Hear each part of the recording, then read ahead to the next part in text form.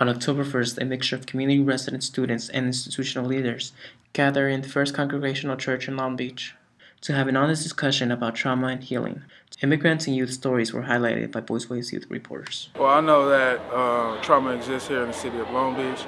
I've experienced the gang culture for more than 20 years, and through that experience, I've witnessed guys, friends, associates been shot, some died. I've seen gunshot wounds. I mean, you name it. Domestic violence in the home, domestic violence in the neighborhood, just any type of violence that you could probably think of. I've probably actually seen it or know someone who has been affected by it. I know a lot about trauma at Long Beach. I'm currently the chief of police for the city of Long Beach, and our officers are out there every day dealing with firsthand kids exposed to trauma and exposed to violence. And we'll talk at greater length on the panel about what's been done, what can be done, and how do we better approach the whole issue of those who witness violence and not at a level where normally we would take a report or expose them to any kind of remediation or therapy.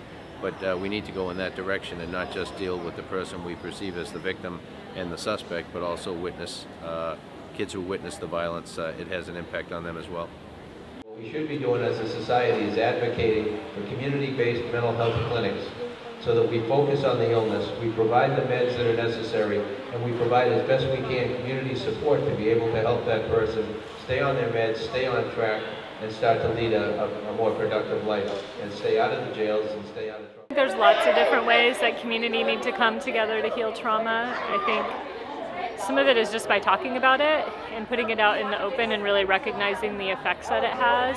And then I think it's really community working with our different systems that touch upon families and youth to make them more trauma informed. So really helping them to understand how the students, the young people in their classes are on the streets have been traumatized and how they can deal with them in a way that recognizes that trauma and doesn't add to it. I think by shining light on issues that are often very much under the radar, I think trauma, particularly in the past few years, has really risen to the forefront as one of the major causes of poor health and contributing to a lack of well-being in our community. And so I think by really helping people to talk across their different silos, so people from school districts and law enforcement and healthcare systems talking to each other about what they're doing, and then shining the light on the issue that very often isn't really talked about in the community is very important.